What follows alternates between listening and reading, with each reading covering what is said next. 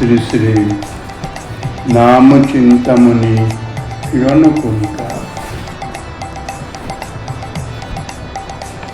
জয় নাম ধেয় মুনিবিন্দু গেয়। শ্রীনাম মুনিবিন্দুগণের মুনিবিন্দুগের শ্রীকৃষ্ণ নাম, সেই সম্বন্ধে আলোচনা করছেন। শ্রী পৃথু মহারাজ শ্রী বিষ্ণুকে বলেছিলেন, হে নাথ, মহৎশ্রেষ্ঠগণের হৃদয়ের অন্তর্দেশ হইতে মুখ দ্বারা বিনিসৃত ভবদীয় শ্রীপাদ পদ্মের নাম রূপ গুণ লীলা মকরন্দের অস্তিত্ব যে মোক্ষ পদে নাই, সেই কৈবল্য আমি কখনো কামনা করি না। আপনার নামামৃত পান করবার জন্য আমাকে অযুত কর্ণ প্রদান করুন, ইহাই আমার একমাত্র প্রার্থনীয় বর, আমি অন্য কিছু চাই না। ন কাময়ে নাথ তদপ্যহং কচ্ছিন্ন যত্র যুষ্মচ্চরণাম্বুজা সব মহোত্তমান্তর হৃদয়ান মুখচ্যুত বিদৎস কর্ণাযুত মে সমে বর। শ্রী পৃথু মহারাজ অযুত সংখ্যক কর্ণের প্রার্থনা জানিয়েছিলেন, শুধুমাত্র ভগবত নামামৃত পান করবার জন্যে। ভগবত নামামৃত রস এতই আস্বাদনীয় যে দুই কর্ণে শ্রবণ করে তাহাতে তৃপ্তি হয় না। কি জাতীয় আন্তরিক প্রীতি এবং শ্রীনাম শ্রবণে আসক্তি! অযুত সংখ্যক কর্ণ প্রার্থনা করেছেন। বলছেন যে আমি মোক্ষপদ চাই না, আপনি আমাকে অযুত সংখ্যক কর্ণ প্রদান করুন, আমি আপনার নামামৃত আস্বাদন করব। শ্রী পৃথু মহারাজ শ্রী ভগবানকে বলেছিলেন, স উত্তম শ্লোক মহন মুখচ্যুত ভবত পাদাম্বুজুল সুধা কোনা নীল স্মৃতিং পুনর্বিস্মৃত তত্ত্ব বর্তমানাং কুযোগিনাং নৌ বিতরত্তলং বরই। অর্থাৎ, হে উত্তম শ্লোক, কৈবল্য সুখ তিরস্কারী মহৎগণের শ্রীমুখ বিগলিত আপনার শ্রীপাদ পদ্মের মাধুর্য লেশের সম্বন্ধযুক্ত শব্দাত্মক বায়ু, অর্থাৎ নাম রূপ গুণ পরিকর লীলা ইত্যাদি যে বায়ুর মধ্যে ধ্বনি রূপে বিরাজিত, সেই শব্দাত্মক বায়ু আপনার পরম তত্ত্বাত্মক জ্ঞান বিস্তৃত হয়েছি যে কুযোগী আমরা, সেই আমাদেরও ভবতীয় শ্রী চরণ স্মৃতি প্রদান করে। অর্থাৎ দৈন্য সহকারে শ্রী পৃথু মহারাজ বলছেন, আমরা কুযোগী, আপনার যে পরম তত্ত্বাত্মক জ্ঞান, আপনি যে পরম তত্ত্ব পরব্রহ্ম স্বয়ং ভগবান, সর্বসমর্থ সর্বব্যাপক তত্ত্ব, আপনার সেই জ্ঞান আমরা বিস্মৃত হয়ে গেছি, তাই আমরা কুযোগী। অর্থাৎ আমাদের যোগ আপনার সঙ্গে নাই, সেই আমাদেরও যে বিস্মৃতি সেটি দূরীভূত করে আপনার শ্রীচরণের স্মৃতি প্রদান করে। কিভাবে না, আপনার পাদ পদ্মের মাধুর্য লেশের সম্বন্ধযুক্ত শব্দাত্মক বায়ু, অর্থাৎ আপনার শ্রী নাম রূপ গুণ পরিকর লীলা ইত্যাদি। কার মুখে? তো কৈবল্য সুখ তিরস্কারী মহৎগণের শ্রীমুখ নির্গলিত আপনার নাম রূপ গুণ পরিকর লীলা কথা তাহা শ্রবণ। কৈবল্য সুখ অর্থাৎ মোক্ষ সুখ। মোক্ষ সুখকে যারা তিরস্কার করে দিয়েছেন, আপনার নামামৃত রস আস্বাদনে মগ্ন, তাহাদের শ্রীমুখে আপনার নামামৃত রস তাহা শ্রবণ করে আমাদেরও অনাদিকালের যে বিস্মৃতি তাহা দূরীভূত হয়ে আপনার শ্রীচরণ স্মৃতি প্রদান করবে। অতএব আপনার শ্রীচরণ কমল মধুর লেশ সম্বন্ধী নামই পরম সাধ্য এবং সাধন হেতু আমার অন্য কোনো বরে প্রয়োজন নাই। শ্রী সুখদেব গোস্বামী বলছেন, নৈবং বিধ পুরুষকারো রুক্রমস্য পুংসাং তদংঘ্রি রজসা জিত স্বরগুণানাম চিত্রং বিদুর বিগত সকৃতাদ গীত জন্নামধেয় মধুনা সজহাতি বন্ধম। বিচিত্র শক্তি ভগবানের ভক্তগণ ভগবত পাদরজ দ্বারা সর্বগুণ জয় করেন। সুতরাং তাহাদের পক্ষে এইরূপ প্রভাব বিচিত্র নহে। কারণ অন্তজ ব্যক্তিও শ্রী ভগবান নাম উচ্চারণ করবা মাত্র সেই মুহূর্তেই কর্মবন্ধন অথবা তন্নং পাঠে দেহারম্ভ প্রারব্ধ কর্ম, অথবা যদি তন্নঙের জায়গায় তত্তম পাঠ হয় তাহলে স্থূল সূক্ষ্ম দেহদয় তাহা থেকে বিমুক্ত হয়ে যান। অত কথঞ্চিত স্খলন ক্ষুৎপতন জিহ্বন দুরবস্থানাদিষু বিবসানাং ন স্মরণায় জড় মরণদ দশায়ামপি সকল কস্মল নিরসনানি তব গুণ কৃত নাম ধেয়ানি বচন গোচরানি ভবন্তু। অগ্নিদ্র পুত্র নাভি যজ্ঞস্থলে যজ্ঞেশ্বর ভগবান বিষ্ণু আবির্ভূত হলে ঋত্বিকগণ শ্রী ভগবানকে বলেছিলেন, যদিও আমরা আপনার দর্শন পেয়ে কৃতকৃতার্থ হলাম, তথাপি আমাদের একটি প্রার্থনা, একটি বিষয় আমরা প্রার্থনা করছি। আমরা যদি কোনরূপ বিপদগামী ক্ষুধার্ত পতিত জিমৃত অবস্থাগত দুরবস্থাগ্রস্ত অথবা পীড়িত অথবা মৃত্যুমুখে পতিত হয়ে আপনার স্মরণ করতে অসমর্থ হই, স্বাভাবিক এই সমস্ত অবস্থায় যদি কোনরূপ বিপদগামী হয়ে যায় তাহলে তো আপনাকে বিস্মৃত হয়ে যাব, আপনার স্মরণ থাকবে না। ক্ষুধার্ত অবস্থায় উদর ভরণের দিকে, ভোজ্য বস্তুর দিকেই মন প্রাণ সমস্ত সেদিকেই ধাবিত হয়, তাহারই অনুসন্ধানে রত হয়, আপনার স্মৃতি থাকে না। পতিত হয়ে গেলেও তদৃশ।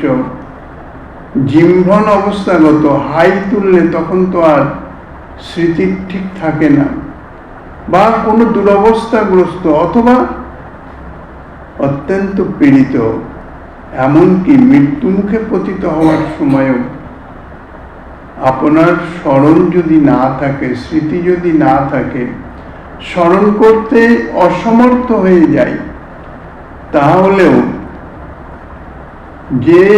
যেমন সর্বপাপ বিনাশক আপনার ভক্তবৎসল ইত্যাদি গুণানুবন্ধী নামসমূহ অস্থির চিত্ত মন্দমতি আমাদের উচ্চারণের বিষয়ীভূত হয়ে যায়। অর্থাৎ ওই অবস্থাতেও আপনার গুণানুবন্ধী নাম সকল, যেহেতু আপনার নাম ভক্তবৎসল, আপনিও ভক্তবৎসল, আপনার নামও ভক্তবৎসল, সেই নামসমূহ তাদৃশ অস্থির চিত্ত মন্দমতি আমাদের স্বতঃস্ফূর্ত ভাবে জিহ্বায় যেন উচ্চারিত হয়ে যায়। তাৎপর্য এই, সেরূপ অবস্থায়ও সর্বপ্রকারে অসমর্থ অস্থির চিত্ত হয়েও যেন আমরা আপনার নাম উচ্চারণ মাত্র করতে পারি, ইহাই প্রার্থনা। যজ্ঞায় ধর্মপতয় বিধি নৈপুণায় যোগায় সাংখ্য শিরসে প্রকৃতিশ্বরায় নারায়ণার হৃদয়ে নম ইত্যুদ্দারং হাস্যন মৃগত্বমপি চ সমুজাজহার। শ্রী সুখদেব গোস্বামীপাদ শ্রী পরীক্ষিত মহারাজকে বলছেন, সেই রাজর্ষি ভরত মৃগশরীর ত্যাগকালে যজ্ঞস্বরূপ যজ্ঞাদি কর্মসমূহের ফলদাতা, ধর্মসমূহের অনুষ্ঠাতা, সাক্ষাৎ অষ্টাঙ্গ যোগ মূর্তি, উত্তম জ্ঞান স্বরূপ, প্রকৃতির নিয়ন্তা নারায়ণ মনোহর স্বরূপ শ্রীহরি ভগবানকে নমস্কার করি। এই নাম সমূহ কর্ম, যোগ, জ্ঞান ও ভক্তি মার্গের ভগবান নামের উত্তরোত্তর উৎকর্ষ প্রতিপাদন করে উচ্চস্বরে কীর্তন করেছিলেন। রাজর্ষি ভরত যুবাবস্থায় রাজ্য ধন সমস্ত কিছু, গৃহ সংসার মলবৎ ত্যাগ করে পুরস্থ আশ্রমে গিয়ে ভগবত আরাধনায় রত হয়ে যান। কিন্তু ভগবত লীলাতেই তিনি এক মৃগ শরীরে মৃগ শাবকের পালন করতে গিয়ে তাহাতে আসক্ত হয়ে যান। ইহা জগজ্জীবের শিক্ষা প্রদানার্থে সদা সর্বদাই সচেতন। দয়া ভালো, কিন্তু মমতা ভালো নয়। মৃগ শাবকটি জন্মমাত্র গণ্ডকী নদীর জলে প্রবাহিত হচ্ছিল, তাকে রক্ষা করা সাধুর ধর্ম। তাকে রক্ষা করেছিলেন, তাকে দুধ ইত্যাদির দ্বারা একটু বড় করেছিলেন। কিন্তু ওই যে স্নেহ পালন করতে গিয়ে মায়ার যে চক্কর, অর্থাৎ মায়ার যে প্রভাব এই জগতে জগজ্জীবের উপর প্রচন্ডভাবে প্রবর্তিত হয়, কখন যে আসক্তি এসে যায় এবং আসক্তিটা সুপ্তভাবে এসে যায় তাহা চিন্তাও করা যায় না। ভজন সাধন, ভজন নিয়ম সবই তার চলছে, কিন্তু ধীরে ধীরে ভজন নিয়মের যে নিষ্ঠা, যে একাগ্রতা, যে মনোনিবেশ, তাহা দূরীভূত হয়ে যাচ্ছে। সেই স্থানে মৃগ শাবকের স্নেহ বা স্মৃতি তাহাই অধিকার করে নিয়েছিল। তারপরে যখন মৃগ শাবক একটু বড় হয়ে তাদের দলের সঙ্গে চলে গেল, তখন তারই বিরহে, কারণ আসক্তি বড় ভয়ঙ্কর জিনিস। আসক্তির যে বস্তু তাহা যদি হারা হয়ে যায় তাহলে অত্যন্ত কষ্ট, মর্মপীড়া অনুভব হয়। এই জগতে আমরা তাহার প্রতি পদেই অনুভব করতে পারি। তা ভরত মহারাজ সেই মৃগ শাবকের চিন্তা করতে করতেই দেহ ছেড়েছিলেন। শাস্ত্রে বর্ণিত আছে, দেহত্যাগের সময় যে স্মৃতি বিরাজিত থাকবে সেই জন্যতেই তার জন্মগ্রহণ হবে। তাই পরবর্তী জন্ম হরিণ দেহ প্রাপ্ত হয়েছিলেন। বহু দূরে হরিণ দেহ প্রাপ্ত হলেও শাস্ত্রে বলেছে ভক্তি বিষ কখনো নষ্ট হয় না। উনি সাধনের উচ্চ স্তরে উঠে গিয়েছিলেন, কাজেই ওনার যে সাধন স্মৃতি তাহা জাগরুক হয়ে গেল। নতুন দেহ যখন পেয়েছেন তখন তো আর অন্য কোথাও আসক্তি নাই, আসক্তি জন্মায় নাই। সেই ভজনের স্মৃতি, ভক্তির স্মৃতি, হায় হায় আমি কোথায় ছিলাম, কি অবস্থায় ছিলাম, এই মিথ্যা মোহ আসক্তির বশে আজ আমাকে হরিণ দেহ প্রাপ্ত হতে হল।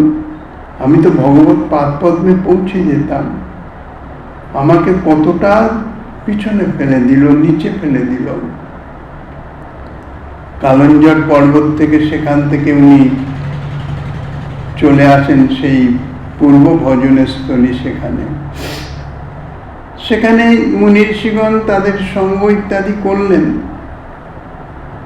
খুব ত্যাগ বৈরাগ্য নিয়ে অবস্থান করলেন, কিন্তু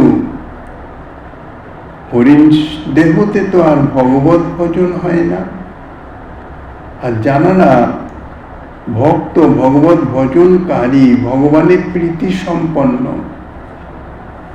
তারা ভগবত ভজন ভিন্ন অবস্থান করতে পারেন না, অত্যন্ত পীড়াদায়ক হয়।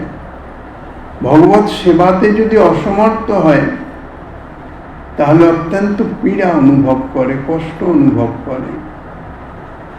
তাই তিনি সেই হরিণ দেহ ত্যাগ করলেন।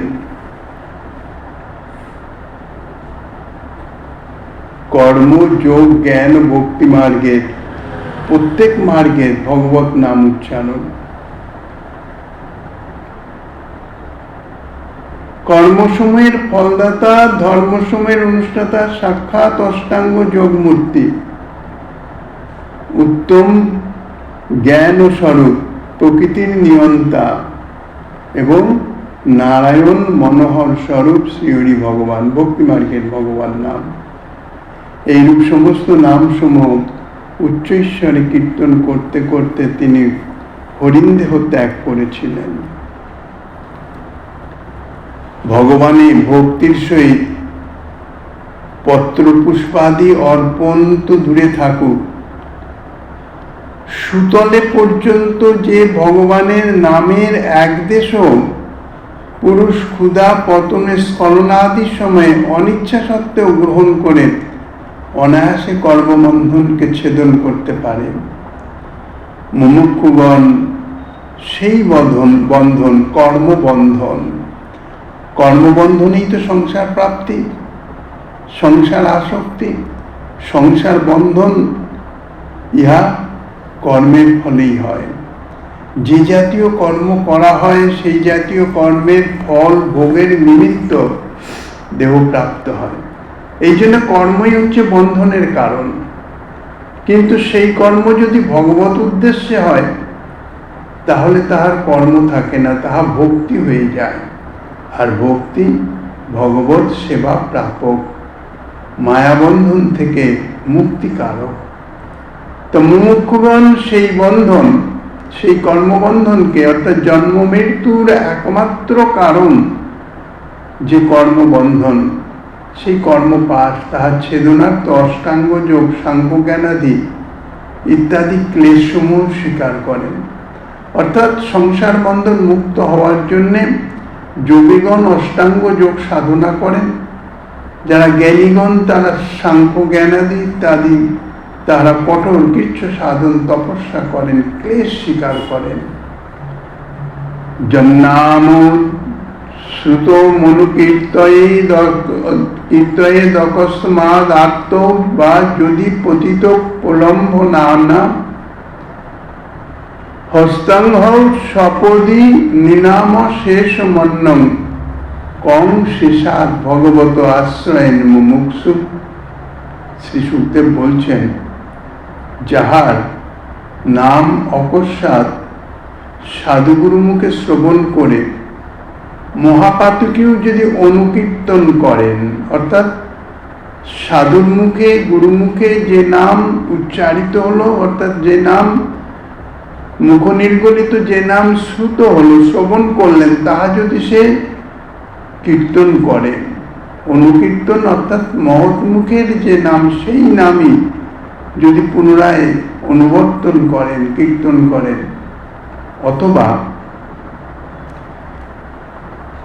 পীড়িত হয়েও, উপহাস করেও যদি ভগবত নাম উচ্চারণ করেন, তাহলে সেই ব্যক্তি যে কোনোভাবেই হোক, ভগবত নাম যদি উচ্চারণ হয়, উচ্চারণকারী সেই ব্যক্তি, তিনি নিজে তো শুদ্ধ হনই, পরন্তু তিনি সান্নিধ্য মাত্রেই অপর মানবগণের অশেষ পাপ সেই মুহূর্তেই বিনাশ করতে সমর্থ হয়ে যান। অতএব মুমুক্ষু ব্যক্তি সেই ভগবান শ্রীশেষ অর্থাৎ শঙ্কর্ষণ দেব, সহস্র মুখে নিরন্তর ভগবান নাম কীর্তন করছেন, তবুও তৃপ্তি হয় না। সেই ভগবান শ্রী শেষ ব্যতীত আর কাহাকেই বা আশ্রয় করবেন? নিঃসম্য ম্রিয়মানস্য মুখত হরি কীর্তনম ভরতুর নাম মহারাজ পার্শ্বদা সহসা পতন। শ্রী সুখদেব শ্রী পরীক্ষিত মহারাজকে বললেন, হে মহারাজ, আসন্ন মৃত্যু অজামিলের মুখ হতে হরিকীর্তন শ্রবণ করে শ্রী নারায়ণ পার্শ্বদগণ তৎক্ষণাৎ উপস্থিত হলেন, যেহেতু উহা তাহাদের প্রভুর নাম। অজামিল তাহার মৃত্যু সময় উপস্থিত। যমদূতগণ এসে উপস্থিত হয়েছেন। 3 জন যমদূত পাশ দ্বারা তাকে বন্ধন করে তাহার আত্মাকে শরীর থেকে নিষ্কাশন করার চেষ্টা করছেন। যমদূতের সেই চেহারা দেখে অত্যন্ত ভীত, সন্ত্রস্ত আর যন্ত্রণা কাতর, বাঁচার উপায়ের নিমিত্ত কোনো কিছু অবলম্বন না পেয়ে তার প্রিয় পুত্র, ছোট পুত্র কিছুটা দূরে খেলা করিতেছিল, তাকেই আহ্বান করলেন, নারায়ণ আয়। কিন্তু নারায়ণ নাম তার পুত্রের জন্যে রাখা হলো, বস্তুত নাম তো তার পুত্রের নয়, 5 বছরের শিশু। নারায়ণ নামের তো অনাদিসিদ্ধ নাম, ভগবত নাম। কাজী নারায়ণ নাম মুমূর্ষুকালে অর্থাৎ মৃত্যুকালে ভগবত নাম উচ্চারিত হওয়ায়, অর্থাৎ তাও আবার আহ্বান সূচক, সঙ্গে সঙ্গে শ্রী ভগবানের বৈকুণ্ঠ পার্শ্বদ 4 জন সেখানে প্রকট হয়ে গেলেন। বৈকুণ্ঠ পার্শ্বদগণ সদা সর্বদাই বিচরণ করেন। কোথায় কে ভগবত নাম কীর্তন করছেন, ভগবত ভজন করছেন, তাহাদের সহায়তার নিমিত্ত, তাহাদের ভজন বিঘ্ন দূর করবার নিমিত্ত প্রকট হয়ে গেলেন এবং অজামিলকে যমদূতের বন্ধন থেকে মুক্ত করে দিয়েছিলেন। এতাদৃশ ভগবত নামের মহিমা, যে আসন্ন মৃত্যু অজামিল পুত্রকে উপলক্ষ করে ভগবত নাম উচ্চারণ করেছিলেন। শ্রী বিষ্ণুদূতগণ বলেছিলেন, অয়ং হি কীত নির্বেশ জন্ম কট্টাং শান মণি মপি ময়া জহার বিবশ নাম সস্তায়নং হরে। যমদূতগণ যখন বিষ্ণুদূতকে বাধা দেন যে এই মহাপাপী, একে আমরা নিতে এসেছি, সারা জীবনে কোনো পুণ্য করে নাই, আপনারা কেন বাদী হচ্ছেন, বাধা হচ্ছেন? তার উত্তরে বিষ্ণুদূতগণ বলেছিলেন যে এই অজামিল যে কেবল এই জন্মের কৃত পাপের প্রায়শ্চিত্ত করেছে তা নয়, কোটি কোটি পূর্বজন্মের পাপেরও প্রায়শ্চিত্ত নিশ্চয়ই ইহার দ্বারা কৃত হয়ে গেছে, ইহার দ্বারা করা হয়ে গেছে।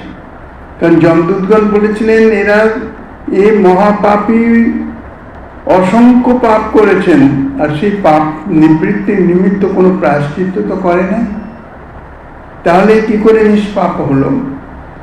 তাহার উত্তরেই বিষ্ণুদূত বলেছিলেন যে এই জন্মের পাপের কথা তো দূরে থাক, কোটি কোটি পূর্বজন্মের পাপের প্রায়শ্চিত্ত এর করা হয়ে গেছে। কিভাবে? বিবশ হয়ে, বিবশ বলতে পুত্র স্নেহ বসে, বিবশ হয়েও তিনি মোক্ষেরও সাধন শ্রী হরিনামের উচ্চারণ করেছেন। ইহাতেই তাহার সর্বপ্রায়শ্চিত্ত অনুষ্ঠান হয়ে গেছে। এতেনৈব জগনয়স্য কৃতং স্যাদ অহ নিষ্কৃতম যদা নায়েতি জগাদ চতুরক্ষরম। পাপানুষ্ঠানকারী এই অজামিলের পুত্রকে ওরে নারায়ণ আয় এইরূপ আহ্বানের দ্বারা কেবল এই যে চতুরক্ষর নামের আভাস মাত্রেই, উচ্চারণেই পাপ সমূহের প্রায়শ্চিত্ত কৃত হয়ে গেছে। সমস্ত পাপের, এই জন্মের কথা, পূর্ব জন্মের পাপেরও প্রায়শ্চিত্ত হয়ে গেছে। কেননা যদি কোনো পাপ, অন্যায় ইত্যাদি করা হয়, তার যদি প্রায়শ্চিত্ত বিধান করা হয়, তাহলে সে পাপকর্ম থেকে, অর্থাৎ পাপকর্ম ক্ষয় হয়ে যায়, পাপকর্মের ফল ভোগ করতে হয় না। এখন প্রশ্ন হতে পারে, পুত্রের নামকরণ কালে প্রথমত সেই নামের দ্বারাই তাহলে অজামিলের কোটি কোটি পূর্ব জন্ম পাপ বিনষ্ট হয়েছিল? কেননা পুত্রের যখন নামকরণ করেন, সেই সাধু মহাত্মার কথায়, সাধু মহাত্মা তো আগেকার দিনের সাধুগণ তাহারা পরিভ্রমণ করতেন, তেমনি ভ্রমণ করতে করতে একদল সাধু এক গ্রামে এসে পৌঁছান, অর্থাৎ অজামিল যে গ্রামে থাকেন সেই গ্রামে। তখন সন্ধ্যা সমাগত, প্রায় সন্ধ্যা হলেই সাধুরা কোনো গ্রামস্থ কোনো ভক্তের কুটিরে আতিথ্য গ্রহণ করে সেখানে অবস্থান করেন এবং পরদিন প্রত্যুষে আবার নিত্য কীর্তন্তে তাহারা আবার ভ্রমণে রওনা হয়ে যান। এই জাতীয় নিয়ম পূর্বকালে ছিল। তা সে সাধু এসে উপস্থিত হয়েছেন, সাধুর দল। অজামিল তো সন্ধ্যায় কখনো গৃহে থাকে না, অজামিলের স্ত্রী ছিলেন। সাধুরা যখন, সাধুদের অবশ্য গ্রামবাসী কিছু উপহাসের জন্য অজামিলই গ্রামের সবচেয়ে বড় ভক্ত এরকম বলে অজামিলের গৃহে পাঠিয়েছিলেন। ইহাও ভগবত ইচ্ছা, ভগবত প্রেরণা। কেননা সাধুর কৃপা প্রাপ্ত হলে তবেই সে উদ্ধার হতে পারে। সাধুগণ এসে উপস্থিত হলেন। উপস্থিত হয়ে সেই পরিবেশ দেখে তো বুঝতে পারলেন যে এ তো ভক্ত তো দূরে থাকে, তো মহাপাপী। কিন্তু তখন যাবারও কোনো জায়গা নেই। আর অজামিলের স্ত্রী অনেক অনুরোধ উপরোধ করে তাদের থাকার ব্যবস্থা করে দিলেন, কিছু সিদা দিয়ে দিলেন, তাহারা ভোজনাদি তৈরি করে তাহারা ভোজন প্রাপ্ত হবেন, ভোজন করবেন। তা সাধুগণের যিনি মহান্ত, তিনি ভোজন গ্রাস গ্রহণ করতেছেন, তাঁর নয়নশ্রু বিসর্জন হচ্ছে। শিষ্য জিজ্ঞাসা করছেন, বাবা আপনি, আপনার নয়নে অশ্রু কেন? বলছেন, দেখো, কারো যদি কিছু গ্রহণ করা হয় তাহলে তার বিনিময়ে তাকে কিছু না কিছু দিতে হয়, নইলে ঋণী থাকতে হয়। আর ঋণী থাকা, সেই ঋণ পরিশোধের নিমিত্ত পরকাল থেকেও ঘুরে আসতে হয়। এ বড় ঋণ বড় সমস্যাজনক। মহাজনগণের মুখে শোনা একজন সৎ ব্যক্তি, তিনি একজনের থেকে একটা জিনিস বাকিতে নিয়েছিলেন, 4 পয়সা তার দাম, কিন্তু সেটি বিস্মৃত হয়ে গেছে, ঋণ পরিশোধ করেন নাই। দেহত্যাগের সৎ ব্যক্তি যখন স্বর্গে যাচ্ছেন, যাওয়ার পথেই সেই যার কাছে ঋণী ছিলেন তারও মৃত্যু হয়ে গেছে। সে পথে তাকে ধরেছে যে আপনি আমার ঋণ পরিশোধ করে যান। বলছে, আমার কাছে তো এখন কোনো জাগতিক কোনো বস্তু তো নাই, তাহলে ঋণ পরিশোধ হবে কি করে? বলে, আপনার বুকের থেকে 4 আঙ্গুল পরিমাণ চামড়া আমাকে দিয়ে দেন, তাতেই ঋণ পরিশোধ হয়ে যাবে। সেইভাবে ঋণ পরিশোধ করে তবে তাকে যেতে হয়েছিল। কাজেই মহারাজ অত্যন্ত চিন্তান্বিত হয়ে গেছেন। আর কাউকে ঋণ পরিশোধ মানে কি? সাধু মহাত্মাগণ তাদের ঋণ পরিশোধ, অর্থাৎ তারা কারো কাছ থেকে কিছু গ্রহণ করলে তার আত্মান্তিক মঙ্গল বিধানের চেষ্টা করেন। কোনো জাগতিক বস্তু তো সাধু মহাত্মাদের দিয়ে থাকে না, অর্থধন সম্পদ ইত্যাদি, যে তাহা দিয়ে ঋণ পরিশোধ করবেন। তাহারা তাহাদের আত্মান্তিক মঙ্গল, অর্থাৎ ভগবত উন্মুখী করবার জন্য বা করার ব্যবস্থা করেন, তজ্জাতীয় আশীর্বাদ করেন বা উপদেশ প্রদান করেন। কিন্তু এ অজামিলকে তিনি কি দেবেন? এ তো কোনো উপদেশ গ্রহণ করবে না, এ তো তাদৃশ্য প্রকৃতিরই নয়। কেউ বলেছিল একে নাম জপ করতে বলেন, কেউ বলেছিল একে এই করতে বলেন, ওই করতে বলেন। মহারাজ বলছেন এসব কোনো কিছুই করবে না। তাকে কোনো সৎকর্মের উপদেশ দিলে সে তাহা কিছুই গ্রহণ করবে না, কিছুই করবে না। কাজেই আমি একটা বস্তু দিলাম কাউকে, সেটি যদি তার কাজেই না লাগলো, তাহলে সেটি দেওয়া না দেওয়া সমান বৃথা। মহাত্মা অত্যন্ত চিন্তিত হলেন, অনেক চিন্তা ভাবনা করে দেখলেন যে এর উদ্ধারের একমাত্র উপায় হচ্ছে ভগবত নাম। কিন্তু একে নাম করতে বলে তো নাম করবে না। একে দিয়ে নাম করানোর ব্যবস্থা করতে হবে, উপায় করতে হবে। পরদিন যাওয়ার সময় অজামিলকে জিজ্ঞাসা করছেন, তোমার সন্তান আদি কটা? বলতে 9টি সন্তান হয়ে গেছে, আর একটু উদরে আছে। বলে তুমি তো আমাদের ভোজন করিয়েছ, ভোজন দক্ষিণা তো দিতে হবে। বলে সাধু বাবা ওসব কিছু হবে না, ভোজন করেছেন এই অতিরিক্ত, এখন আপনারা বিদায় হন। বলছে না, পত্নী তো একটু ভর্ৎসনা করলেন, মানে সাধু বাবা কি বলে শোনো তো।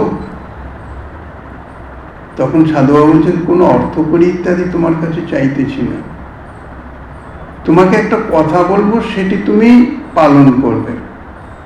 বলে আচ্ছা, যদি সম্ভব হয় করবো।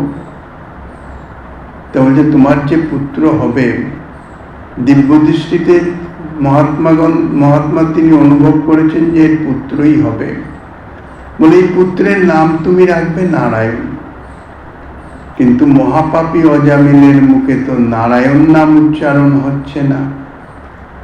সাধুর মুখে শ্রবণ করে করে 1 বার 2 বার 3 বার 5 বার চেষ্টা করে কোন রকমে নারায়ণ নাম উচ্চারিত হলো।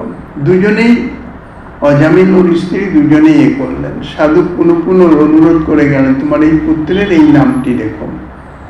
সাধু চিন্তা করে দেখলেন যে কোনো ভাবে হোক, পুত্রকে আহ্বানের জন্য হোক, এ করে হোক, পুত্রের নামের উদ্দেশ্যে নারায়ণ নাম তো বহুবার উচ্চারণ হয়ে যাবে, আর ভগবত নামের ফলে তার নিশ্চয়ই অবশ্যই মঙ্গল লাভ হবে।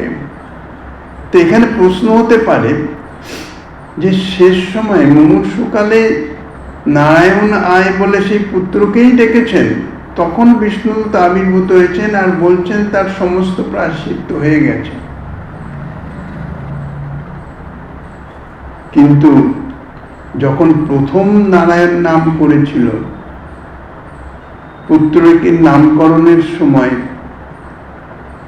তখন সেই নামের দ্বারাই তো তার কোটি কোটি পূর্বজন্মের পাপের বিনাশ হয়ে গিয়েছিল। তৎপরে পুনঃ পাপানুষ্ঠানকারী অজামিলের পাপের সমাপ্তি সেই নামের দ্বারাই হয়েছিল। অর্থাৎ সবসময় তো পুত্রের উপলক্ষে নাম তো চলছে তার। ইহা আশঙ্কা করে পূর্ববাক্যের অভিপ্রায় স্বয়ংই বলিতেছেন, যদি অজামিল পূর্বে সেই নাম অর্থাৎ পুত্রের নারায়ণ নাম উচ্চারণ নাও করতেন, তাহলেও বর্তমানে উচ্চারিত নামের দ্বারাই তার সমস্ত প্রায়শ্চিত্ত নিশ্চয়ই করা হয়ে যেত। ইদানিং পুত্রের আহ্বানে অজামিলের পাপের প্রায়শ্চিত্ত হবে, ইহার কতটুকু? কিন্তু পূর্বের পুত্রের নামকরণ কালেও ওরে নারায়ণ, তোর মাতার কোল থেকে আমার কোলে আয় ইত্যাদি নানাভাবে, ইহা অপভ্রংশ ভাষায়ও অজামিল যখন পুত্রকে আহ্বান করে বলেছিলেন, তখনই তার সমস্ত পাপের প্রায়শ্চিত্ত হয়েছে। এমনকি 4 অক্ষর নারায়ণ নামে 4 অক্ষর কেন, 1 অক্ষর বা 2 অক্ষর না বা নারা ইত্যাদি 1-2 অক্ষরেই সর্বপাতকের বিনাশ হয়। ইহা চক্রবর্তী পাদ টিকাতে বলেছেন। শ্রী নামের সর্বস্বতন্ত্রতা, সর্বত স্বতন্ত্রতা অর্থাৎ অঙ্গিত্ব পুরাণ সমূহে সহস্রভাবে উক্ত হয়েছে। শ্রীধর সাঁইপাদ এই শ্লোকের টিকাতে তাহাই বলেছেন। অতএব শ্রীনামের অন্যাঙ্গত্ব পরিণত হয়েছে। স্তেন সুরাপ মিত্র দ্রোক ব্রহ্মহা গুরু তল্পগহ স্ত্রী রাজ পিতৃগোহন্তা যে চ পাতকি নয় পরে সর্বেষামপ্যভবতা মিদমেব সুনিষ্কৃতম নাম ব্যাহরণং বিষ্ণুর যতস্তৎ বিষয়ামতি। সুবর্ণাদি দ্রব্যের অপহরণকারী, মদ্যপায়ী, মিত্রদ্রোহী, ব্রহ্মঘাতী, গুরুপত্নীগামী, স্ত্রী হত্যাকারী, রাজহত্যাকারী, গোঘাতক এবং অন্যান্য যে সকল মহাপাতকী আছে, সেই সকল পাপকারীর পক্ষে এই বিষ্ণুর নামোচ্চারণই হচ্ছে সর্বশ্রেষ্ঠ প্রায়শ্চিত্ত। যে ব্যক্তির নামের উচ্চারণ করেন তাহার সম্বন্ধে ভগবান বিষ্ণুর, অর্থাৎ যিনি নাম উচ্চারণ করেন সেই ব্যক্তির সম্বন্ধে ভগবান বিষ্ণুর ভাবনা কি, যে এই ব্যক্তি আমার জন, ইনি সর্বতভাবে আমার রক্ষণীয়।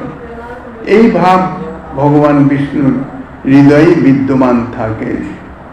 শ্রীনামের উচ্চারণ হতে তদ্বিষয়ামতি, অর্থাৎ সেই বিষ্ণু বিষয়ক অনুভবও হয়ে থাকে।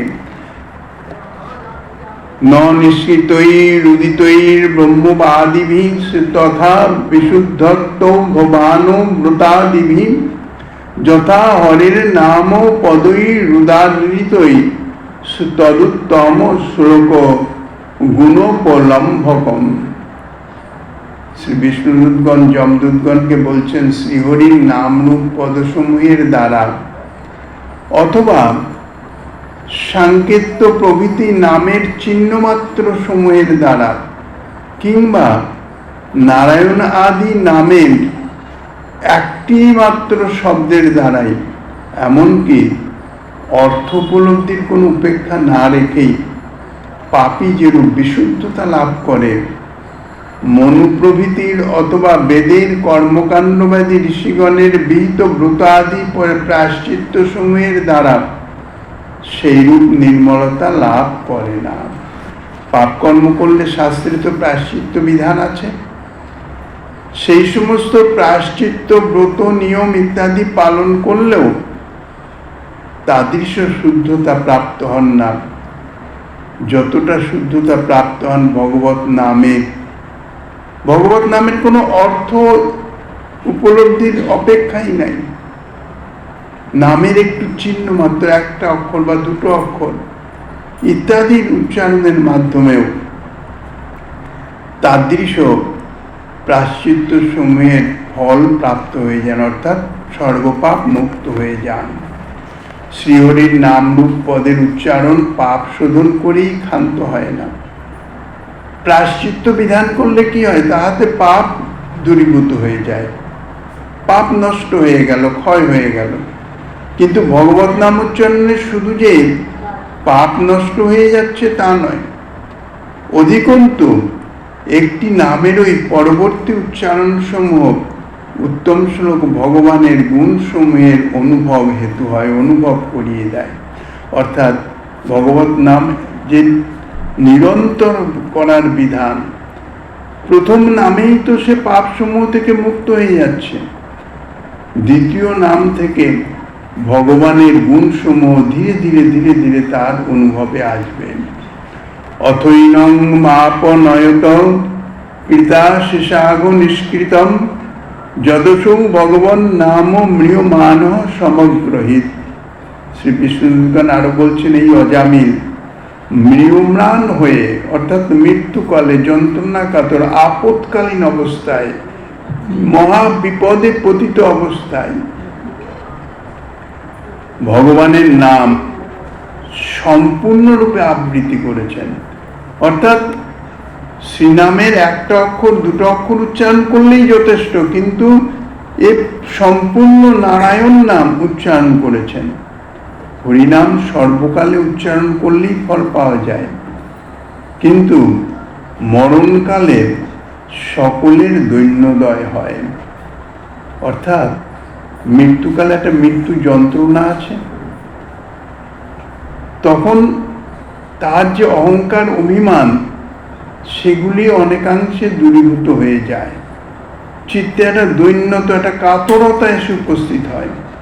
সেই কাতর অবস্থাতে আর্তির সঙ্গে আর্তস্বরে যদি ভগবান নাম উচ্চারণ করা হয়, তাহলে তাহার দ্বারা ভগবানের কৃপাতিশয়ের দ্বার, অর্থাৎ কৃপা অতিশয় কৃপার দ্বার, প্রথম নাম গ্রহণেই তাহার সমস্ত পাপ বিনষ্ট হয়েছে।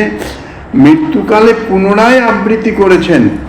পুত্রের নামকরণ সময় প্রথম নাম উচ্চারণ যখন অজামিল করেছিলেন, সেই নাম উচ্চারণ দ্বারাই তার অশেষ প্রায়শ্চিত্ত হয়ে গেছে। ইহা দ্বারা অজামিলের প্রাচীন এবং আধুনিক নাম অপরাধ রাহিত্যই সূচিত হচ্ছে। অর্থাৎ শ্রী নাম গ্রহণে অশেষ অগহর, অর্থাৎ অশেষ পাপ ভস্মীভূত হয়ে যায় ঠিকই, কিন্তু অপরাধ ভস্মীভূত হয় না, অপরাধ কিন্তু খালন হয় না। একবার নাম গ্রহণ করলে তার ফলে অপরাধ দূরীভূত হয় না। অপরাধ দূরীভূত হয় নাম আশ্রয় করে, না পুনঃ পুনঃ নাম গ্রহণ করতে করতে ধীরে ধীরে ধীরে ধীরে নাম প্রভুর কৃপাতে অপরাধও দূরীভূত হয়। তাহলে অজামিলে প্রথম নাম উচ্চারণের থেকেই যে পাপ তাপ দূরীভূত হয়ে গেছে, তার দ্বারা এটাই বোঝা যায় যে অজামিলে কোনো নাম অপরাধ ছিল না, না আধুনিক না প্রাক্তনীয় অর্থাৎ প্রাচীন। যেহেতু মৃত্যুকালের সম্পূর্ণ নাম মুখে এসে ইহার সমস্ত পাপ বাসনা ও অপরাধের পর্যন্ত প্রায়শ্চিত্ত হয়ে গেছে, অতএব হে যমদূতগণ, তোমরা ইহাকে নরকাদি পাপ মার্গে লয়ে যেও না। মৃত্যুকালে মুখে নাম না আসলে যেমন নাম অপরাধের অস্তিত্ব সূচিত হয়, অর্থাৎ যদি নাম অপরাধ থাকে তাহলে মৃত্যুকালে নাম আসে না, স্মৃতিতেও আসে না, উচ্চারণ হয় না। এরকম দৃষ্টান্ত আছে। সাধারণ অপরাধ, ভক্তমাল সম্বন্ধে একটি কথা আছে। ভক্তমালজি তিনি ভক্তমাল গ্রন্থ প্রবচন করছিলেন। তাহা শ্রবণ করে একজন বৈশ্য ব্যবসায়ী অর্থবান, তিনি ভক্তমালজিকে অনুরোধ করেন আমাকে একটি ভক্তমাল গ্রন্থ দিন। তৎকালীন দিনে কোনো মুদ্রক মানে ছাপাখানা ছিল না, হাতে লিখে দিতে হতো।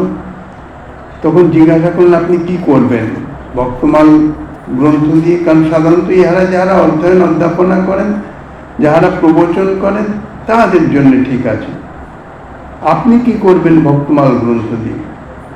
বলছি যে এই যে ভক্তমাল গ্রন্থে সমস্ত ভক্তের জীবনী অর্থাৎ ভক্ত বিদ্যমান আছেন। আমি এই গ্রন্থ নিয়ে আমার কুলুঙ্গিতে রেখে দেব, মানে ধূপধুনো ইত্যাদি দেওয়ার হলে দিব, সেটা কথা নয়। কথা হচ্ছে যে আমার মৃত্যুকালে যদি এই ভক্তমাল গ্রন্থ আমার হৃদয়ে স্থাপিত হয়, সমবেত ভক্তগণ যদি আমার হৃদয়ে অর্থাৎ আমাকে স্পর্শ করে, তাহলে আমি নিশ্চয়ই উদ্ধার হয়ে যাব। ভক্তমালিনী তাহার এই দৃঢ় বিশ্বাসে অত্যন্ত প্রসন্ন হলেন। এই জন্যই বলা হয়েছে গ্রন্থ সাক্ষাৎ। গ্রন্থের মধ্যে যাহা বর্ণিত আছে তাহা কিন্তু অক্ষররূপে সাক্ষাৎ। যেমন শ্রীমদ্ ভাগবত সাক্ষাৎ শ্রী গোবিন্দের বাঙ্ময় মূর্তি। তো তাকে একটি গ্রন্থ লিখিয়ে দিয়েছিলেন, সে রেখে দিয়েছিল। পুত্রদের বলে দিয়েছিল যে আমার মৃত্যুকালে এই গ্রন্থটি আমার যদি স্মৃতি নাও থাকে, তাহলে কিন্তু আমার গ্রন্থটি আমার হৃদয়ের অর্থাৎ বুকে স্থাপন করবে। এখন তার মৃত্যুর সময় সাধারণত সারা জীবন সে তো ভগবত নাম করে নাই, ভজনও করে নাই, কিচ্ছু করে নাই। কফ, বায়ু, পিত্ত ইত্যাদি প্রকোপে গলা ঘর ঘর করছে, গলার আওয়াজ বন্ধ হয়ে গেছে, কিছুই হচ্ছে না। পুত্রগণ চারিদিকে ঘিরে রয়েছে, বারবার জিজ্ঞাসা করছে বাবা কিছু বলার থাকলে বলো, কিছু বলার থাকলে। ইঙ্গিতে দেখিয়ে দিচ্ছে কুলুঙ্গির দিকে, অর্থাৎ চোখের দৃষ্টিতে বারবার সেদিকে দেখিয়ে দিচ্ছে। তখন পুত্রগণের হঠাৎ মনে পড়লো, আরে বাবা তো এই বলেছিলেন, তাড়াতাড়ি সেই গ্রন্থটি এনে যখনই বাবার বুকের উপরে দিয়েছেন, সঙ্গে সঙ্গে বাবার যে গলার ঘড়ঘড়ানি ইত্যাদি সমস্ত দূরীভূত হয়ে গেল। শুদ্ধ কণ্ঠে ভগবত নাম করতে করতে জিজ্ঞাসা করছে, বাবা এখন কেমন বোধ করছো? বলছো, এখন আমার কোনো চিন্তা নেই, সমস্ত মহৎগণ তারা সব উপস্থিত, আমি এখন নিত্যধামে যাচ্ছি। তা এই অপরাধ আদি ইত্যাদি যদি থাকে, তাহলে অন্তঃসময়ে ভগবত নাম কীর্তনও হয় না, শ্রুতও হয় না। অনেকে বলে মৃত্যুর সময়ে, বাবা রাম রাম বলো, গঙ্গা গঙ্গা বলো, কিন্তু অপরাধ যদি সেরকম থাকে তাহলে সে উচ্চারণও তো হয় না, শ্রবণও হয় না, শুনতেও পায় না। কেননা ইন্দ্রিয়গণ তো আগেই চলে যায়, ইন্দ্রিয় শক্তি আগেই নষ্ট হয়ে যায়।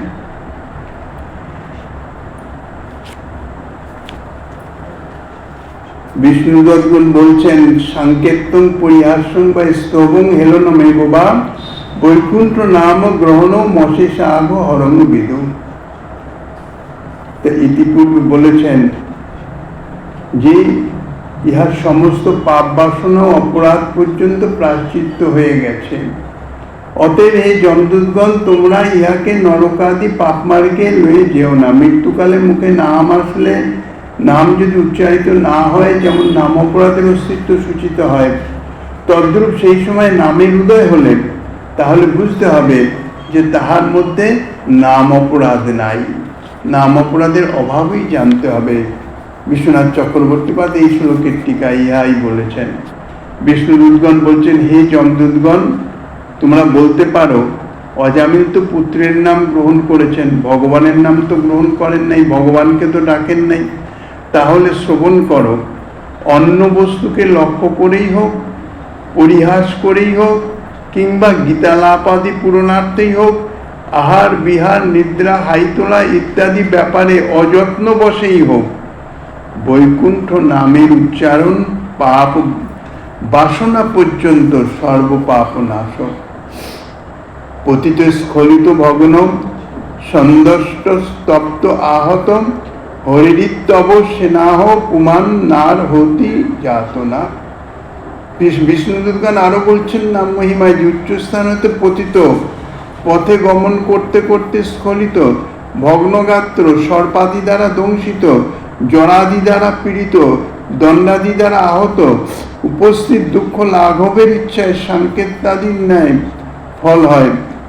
অবশ্যেও যদি হরি এই নামটি উচ্চারণ করেন, তাহলে সেই ব্যক্তি, এখানে কিন্তু কোনো বর্ণাশ্রমাদির নিয়ম নাই, যে কেউ নামে অর্থবাদকারী প্রভৃতি ব্যতীত অন্যের নরক যাতনা ভোগ করতে হয় না।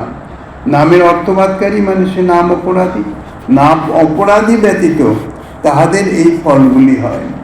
অজ্ঞানাৎ অথবা জ্ঞানাৎ উত্তম শ্লোক নামযৎ সংকীর্তিত মঘং পুংস দহি দেহ যথা নলহ। যেহেতু উত্তম শ্লোক ভগবানের নাম, সেই হেতু তাহা জানে, জ্ঞানে বা অজ্ঞানে সংকীর্তিত হলেই দেহধারী মাত্রেরই পাপরাশি যেরূপ বালকের দ্বারা অগ্নিশক্তি না যেন প্রক্ষিপ্ত হলে অগ্নি 3 রাশিকে দগ্ধ করে, অর্থাৎ অগ্নি সম্বন্ধে না জেনে একটা বালক যদি 3 রাশির উপর অগ্নি নিক্ষেপ করে, তাহলে সঙ্গে সঙ্গে অগ্নি সেই 3 রাশিকে দগ্ধ করে দেয়। সেইরূপ যেভাবেই হোক জ্ঞানে অজ্ঞানে যদি নাম কীর্তিত হয়, তাহলে তাহার সমস্ত পাপ রাশি ইত্যাদি নিঃশেষে দগ্ধ হয়ে যায়। যথা গদং বীর্যত মমোপযুক্তং যদিচ্ছয়া অজানতই অপ্যাত্ম গুণং কুর্যান মন্ত্রই অপুদারিত। অন্য দৃষ্টান্তের দ্বারা বলছেন যে ঔষধের প্রভাব না জেনেও প্রবলতম বীর্যশালী ঔষধ শ্রদ্ধাহীন হয়েও যদি কেউ সেবন করে, তাহলে ওই ঔষধ নিজের গুণ অবশ্যই প্রকাশ করে থাকেন। তদ্রূপ অজ্ঞানে বা অযত্নে উচ্চারিত নামও হরিনাম উচ্চারণকারীকে নিজের গুণ, অর্থাৎ কেবল পাপ বিনাশ নহে, ভগবৎ সান্নিধ্য আদি তাহা প্রাপ্ত করিয়ে দেয়, অর্থাৎ প্রদর্শন করেন। কারণ বস্তু শক্তি কখনো শ্রদ্ধাদির অপেক্ষা করে না। মন্ত্র শব্দে এই স্থানে নামই মুখ্যভাবে বুঝতে হবে। নামের ন্যায় মন্ত্রের প্রভাব সত্ত্বেও তাহাতে শ্রদ্ধাদির অপেক্ষা আছে। মন্ত্রের প্রভাব আছে, কিন্তু মন্ত্র উচ্চারণ ইত্যাদি তাহাতে শ্রদ্ধা অর্থাৎ শুদ্ধতা, পবিত্রতা ইত্যাদির অপেক্ষা আছে, কিন্তু ভগবান নামে শ্রদ্ধাদির কোনো অপেক্ষা নাই। এর সম্বন্ধে শ্রীমদ্ ভাগবতে অজামিলের উক্তি যাহা বর্ণনা করেছেন শ্রীমৎ